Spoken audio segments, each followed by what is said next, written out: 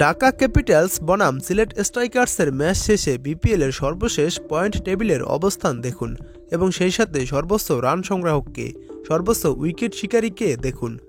আজ শুক্রবার বিপিএলের দুটি ম্যাচ অনুষ্ঠিত হয়েছে। বিপিএলের ৪৬টি ম্যাচের ভিতর ১৬টি ম্যাচ শেষ হয়েছে আজ। দিনের প্রথম ম্যাচে খুলনা টাইগার্সকে হারিয়ে বিপিএলের পয়েন্ট তালিকা জমিয়ে তুলল দুর্বার রাজশাহী। সেই সাথে খুলনাকে বিপিএলের প্রথম হারের স্বাদ দিল দুর্বার রাজশাহী। এবং দিনের আরেক ম্যাচে ঢাকা ক্যাপিটালসকে হারিয়ে এখনও টিকে রইল সিলেট স্ট্রাইকার্স। ঢাকা ক্যাপিটালস এখনও জয়শূন্য বিপিএলে, তারা টানা ৬টি ম্যাচ হেরেছে।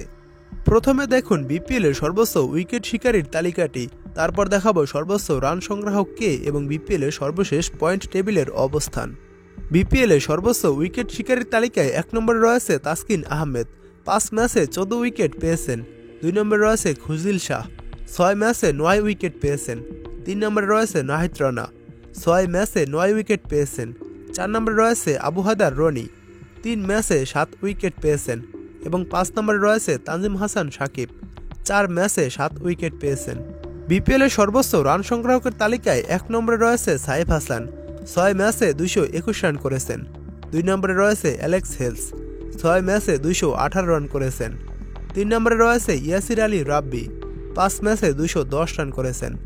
৪ নম্বরে রয়েছে উসমান খান, ৩ ম্যাচে ১৯৬ রান করেছেন। এবং ৫ নম্বরে রয়েছে এনামুল হক বিজয়, ৫ ম্যাচে ১৯২ রান করেছেন। এবার দেখুন বিপিএলের সর্বশেষ পয়েন্ট টেবিলের অবস্থান।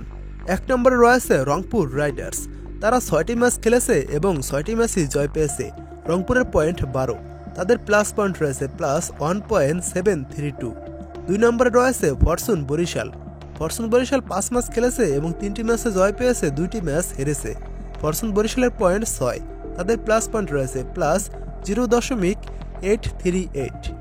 ৩ নম্বরে রয়েছে চিটাগং কিংস, তারা ৩টি ম্যাচ খেলেছে এবং ২টি ম্যাচে জয় পেয়েছে, ১টি ম্যাচ হেরেছে।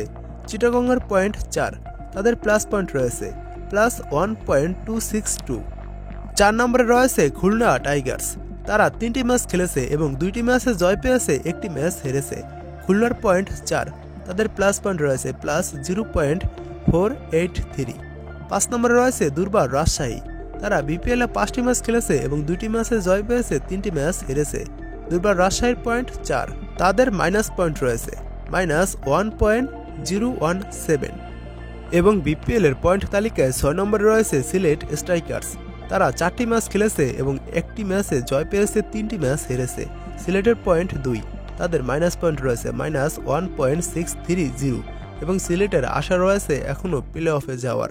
এবং ৭ নম্বরে রয়েছে ঢাকা ক্যাপিটালস, তারা ৬টি ম্যাচ খেলে ৬টি ম্যাচই হেরেছে, তাদের কোনো জয় পরাজয় নেই, তাদের মাইনাস পয়েন্ট রয়েছে -1.410। এবং ঢাকা ক্যাপিটালস এবারের বিপিএলে প্রথম দল হিসাবে বাদ পড়ল।